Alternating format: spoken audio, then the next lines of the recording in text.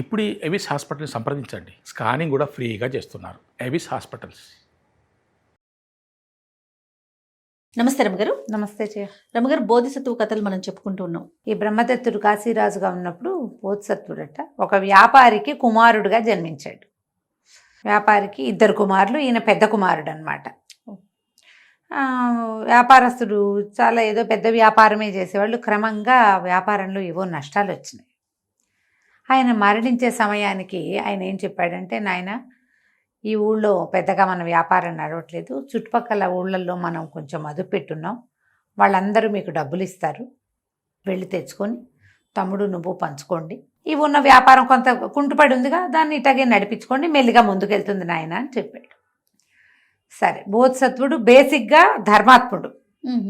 సరే, ఏమైంది, తమ్ముడు తను కలిసి ఆ పక్క ఊళ్ళన్నిటికీ వెళ్ళి డబ్బులు వసూలు చేసి తెచ్చుకున్నారు. ఇలా మా నాన్నగారు కాలం చేశారు, మదుపు పెట్టిన డబ్బులు ఇచ్చేయండి, మా ఊళ్ళో వ్యాపారానికి మేము ఇది పెట్టుకుంటాము అంటే అందరూ. ఇప్పుడు వీళ్ళ నాన్న కూడా మంచివాడు, అందరికీ మరి మదుపు పెట్టాడంటే డబ్బు ఇస్తారుగా, మూలధనాన్ని వెనక్కి ఇచ్చేశారు. అదొక్క 1000 వరహాలు వచ్చిందట. ఆ 1000 వరహాలు పుచ్చుకుని వీళ్ళు ఒక నది మీద ప్రయాణం చేసి వాళ్ళ ఊరు వచ్చారు. ఇప్పుడు ఈ ఊళ్ళకు కూడా అప్పట్లో వాళ్ళు ఉన్న ఈ కాశీ చుట్టుపక్కల ప్రాంతాలకు ఎట్లా పోయేవాళ్ళంటే, ఈ గంగా నది తాలూకు ఉపనదులు అవి ఇవి చిన్న చిన్న ఉండేవి, పడవల మీద, చిన్న పడవల మీద పోయి అవతల ఒడ్డుకు దిగి అక్కడ ఆ ఊర్లో పని చేసుకోవటం, మళ్ళీ కొంత ముందుకు వెళ్ళాక మళ్ళీ అక్కడి నుంచి ఇంకో ఊరు వెళ్ళటం, మళ్ళీ పడవ మీద వెళ్ళటం, ఇట్లా అన్ని చోట్ల పడవల మీద వెళ్ళేవాళ్ళు. అయితే బోధిసత్వుడికి బేసిక్ హ్యాబిట్ ఒకటి ఉండేదట. ఈయనకి పెద్ద అబ్బాయికి ఏమిటి, అన్నం తినేటప్పుడు భూతబలి అని అన్నం కొంచెం పక్క పెట్టేవాడు. మొదటి ముద్ద కాకికి, తర్వాత అన్నం మిగిలిన అన్నాన్ని కొద్దిగా మిగిలితే చుట్టూతో ఉన్న మెతుకుల్ని తీసి ఏం చేసేవాడు, ఇలా పక్షులకో పిచ్చుకలకో అలా పక్కన పడేసేవాడు. నీళ్ళల్లో పోసేస్తే వేరే కథ, తీసి పక్కకు పెడితే పిడచగా పెడితే ఏవైనా పట్టుకెళ్తాయి కదా పక్షులు. అయితే ఈ చెరువులు నది మీద ప్రయాణం చేసేటప్పుడు ఇతను ఏం చేసేవాడు, సరే జలంలో జలచరాలు తింటాయని తన అన్నంలోంచి ఒక ముద్దని వేసేవాడు. ఇలాగయింది. అయితే ఏమైందట, ఈ ఇంకా ఆఖరి ప్రయాణానికి వచ్చారు, 1000 వరహాలు పోగైనాయి. ఆ రోజు ఉదయం ఎక్కడో చెరువు నది గట్టు మీద కూర్చుని భోజనం చేశారు. భోజనం చేస్తే ఈయన ఏం చేశాడు, తన అన్నం తిన్నాక ఒక గుప్పెడు అన్నాన్ని ఆ చెరువులో ఈ నదిలో వదిలిపెట్టాడు. ఆ నదిలో ఒక జలభూతం ఉందట. సరిగ్గా ఆ సమయానికి అది ఎక్కడైతే అన్నం విడిచిపెట్టాడో అక్కడ ఉన్నది. ఆ లోపలికి వస్తున్న ఆహారాన్ని నోరు తెరిచి తీసుకుంది. దానికి లోపలికి వెళ్ళేసరికి ఒక అద్భుతమైన సంతోషము శక్తి కలిగినట ఆ జలభూతానికి. 3 రోజులు 4 రోజులుగా ఇలాంటి కొన్ని మెతుకులు వెళ్తున్నాయి నీళ్ళల్లోకి, రకరకాల జంతువులు తింటున్నాయి. ఇవాళ ఇది నేనే స్వీకరించాను, ఈ మనిషి ఎవరు నాకు ఈ అన్నం పెట్టింది అని చూసుకున్నాడు. చూసింది ఆ భూతం. చూస్తే బోధిసత్వుడు, ఈయన పూర్వజన్మలో చాలా విశేషమైన వ్యక్తిత్వం కలిగిన వ్యక్తి, ఇంకా పుడుతున్నాడు, కొన్ని జన్మలు ఎత్తాలి ఆయన, ఆ ఎత్తిన జన్మల్లో ఒక జన్మగా ఇతను ఎత్తాడని తెలుసుకుంది. అదే సమయంలో వీళ్ళు ఏం చేశారు, అన్నం తిన్నాక పడవెక్కారు.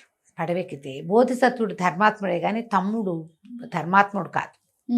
వాడికి ఏమనుంది, 1000 వరహాలు, ఇప్పుడు 50-50, 500 500 1000 ఎందుకు కాదు, చాలామందికి ఇలాగే ఉంటుంది. అతను ఏం చేశాడు, ఈ పడవలో ఎక్కేటప్పుడే అక్కడ ఇక్కడ అన్నీ చిన్న చిన్న చిన్న చిన్న గులకరాళ్ళన్నీ పోగేసి ఉత్తరీయంలో మూట కట్టుకుని వచ్చాడు.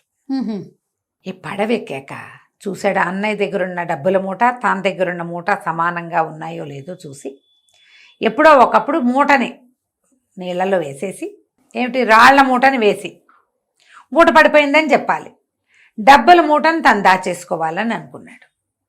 అయితే వీళ్ళు పడవలోకి ఎక్కి నడుస్తుంటే ఆ జలభూతం వీళ్ళ వెనకాలే వస్తుంది. ఆ అన్నం పెట్టిన వాడిని అనుసరించే గుణంతో, ఆహారం తిన్నది కదా మరి, వస్తుంటే ఏమైంది, సడన్గా ఈ నీళ్ళల్లోకి ఒక మూట వచ్చింది.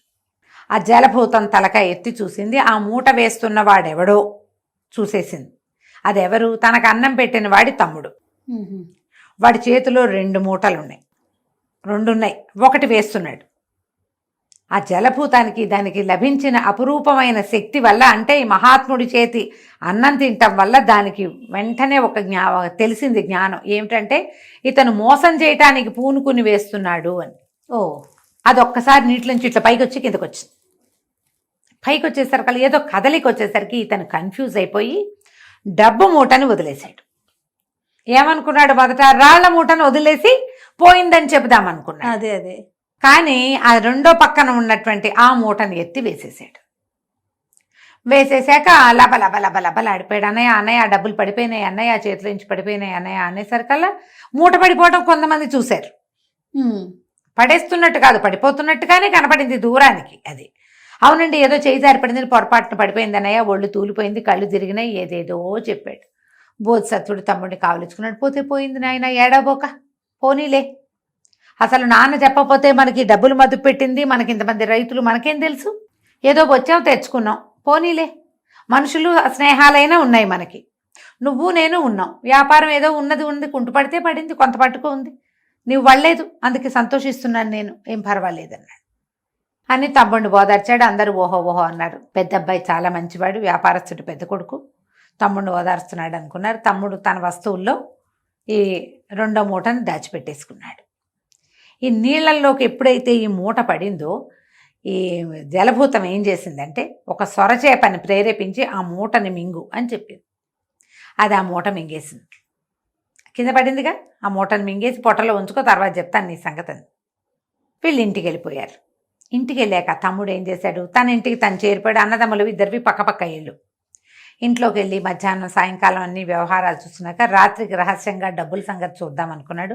రాత్రి 11 గంటల వేళ 11ంటికి మూట విభదీస్తే ఏముంది, రాళ్ళున్నాయి అందులో. నిర్ఘాంతపోయాడు. చూస్తూ నేను డబ్బులు వదిలేశానా, నా దుష్టబుద్ధి వల్ల కదా ఇంత పని అయింది, అన్నయ్యకి దగ్గరే ఉండుంటే 500 ముట్టేది కదా నాకు, అంతేగా, ఇంత పని చేశానని ఆ పరమ దుఃఖంతో అతను జబ్బు పడిపోయాడు. మర్నాడు పొద్దున్న జ్వరం వచ్చింది. తమ్ముడికి జ్వరం అన్నారు. 2 రోజులు 3 రోజులకి ఇక మంచాన పడిపోయాడు. అతను దిగులుగా ఉండేది. అన్నయ్య ఏమో పాపం డబ్బులు పోయినాయని బాధపడుతున్నాడు, తన వల్ల పోయినాయని చిన్నతనం పడుతున్నాడు తమ్ముడని. రోజు తమ్ముడి దగ్గర కూర్చుని పోతే పోయింది నాయన, పోతే పోయింది, నువ్వేం బాధపడిపోక, మనం సంపాదించుకుందానిలే, నువ్వు నేను ఉన్నాగా అలా ఓదార్చేవాడు. దాంతో వీడికి ఇంకా దుఃఖం పెరిగి ఇంకా జ్వరం పెరిగేది, ఇంకా ఒళ్ళు నొప్పులు, తలనొప్పి వచ్చేది. కొన్ని రోజులు గడిచినాయి. కొంతకాలం గడిచింది. ఈ తమ్ముడు అలాగే జబ్బును పడి మంచాన్ని అంటుకుపోయి ఉన్నాడు.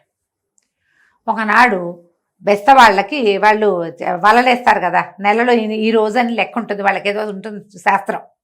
దాని ప్రకారం వలేస్తే వాళ్ళు బోల్డ్ అని చేపలు పడ్డాయి. ఒక బ్రహ్మాండమైన సొరచేప పడింది. ఒక 3 వ్యక్తులు ఆ సొరచేపను పట్టుకున్నారు. పెద్ద సొరచేప 1001 అని చెప్తున్నారు. చేపలు ఖరీదే, కానీ 1000 రూపాయల ఒక ఇది కాదు, 1000 నాణేలు ఒక నాణ్యము, 1001 నాణ్యం దీని ఖరీదని చెప్పడం మొదలుపెట్టారు వాళ్ళు 3. ఎన్ని రోజులు గడిచి ఎంతమంది వచ్చి చూసినా ఏమిటి 1001 ఏమిటి, 1000 రూపాయల సొరచేప, ఏ రాజో కొనాలి, ఏ గొప్పవాడో కొనాలి, మేమేం కొంటాం ఇంత పెద్దది అని అన్నీ కొనుక్కుపోయారు, కానీ దాన్ని ఎవరు కొనలా.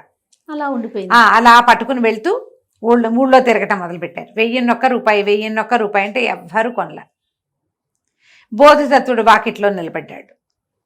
పొద్దున్నే భార్య చెప్పింది, ఏమండి చేపలకి వెళ్ళి వచ్చినాయట బాగా మా దీంట్లోకి, సముద్ర తీరాన నది తీరాన్ని చేపలు దిగాయి అంటారు, కాస్త 4 చేపలు కొనుక్కురండి, మీ తమ్ముడికి ఏదైనా మంచి రుచికరమైన కూర చేసి పట్టుకెళ్తాను, బాపాయి జబ్బును పడిపోయాడంటే సరేనన్నాడు. ఈయన వాకిట్లోకి వస్తే ఆ చేప ఉచ్చుకొస్తున్న వాళ్ళు కనపడ్డారు. ఎంతనైనా అన్నాడు. 1001 బాబు, మీకైతే 1కే ఇస్తానండి అన్నాడు. ఈయన ఆశ్చర్యపోయాడు. 1001 రేట్ ఏమిటి, నాకైతే 1కే ఇవ్వటం ఏంటంటే, అవును బాబు అంతేనండి, ఎవరికైనా 1001 రూపాయికే అమ్ముతాం, మీకొక్కరికే 1 రూపాయికి ఇస్తామండి అన్నారు. భార్య కూడా నవ్వింది. ఈయన 1 నాణ్యమే అంటున్నారుగా, ఇచ్చి తీసుకోండి, మీరు ఎంత మంచి వాళ్ళో వాళ్ళకు కూడా తెలిసిపోయింది, తీసుకోండి. సరే 1 నాణ్యం తీసుకొచ్చి ఇచ్చాడు బంగారు నాణ్యం. వాళ్ళు నవ్వుతూ నాణ్యం పుచ్చుకుని వెళ్ళిపోయారు. 11 గంటల అట్ట అయింది. ఈవిడేం చేసింది, మెల్లిగా కూరకి అంతా ఏర్పాటు చేసుకుని చేపని తరిగి కదా రుద్దటమో ఏదో చెయ్యాలి, దాన్ని తోమిన తర్వాత బూడిద అవి పట్టుకుంది, తోముకుంది. ఆ చేపను కోయటానికి, ఏమండి ఇది మరీ పెద్దది, నేను చేయలేను, ఇంత లావు ఇంత ఉంది చేప, మీరు కొయ్యండి అని. ఆయన ఏం చేశాడు, ఒక పెద్ద కత్తి పట్టుకొచ్చి చేపను కోసేసరికి ఎప్పుడైతే అది ముక్క తెగిందో బళకమని ఆయన దాని పొట్టలో ఎంచి మూట బయటపడింది.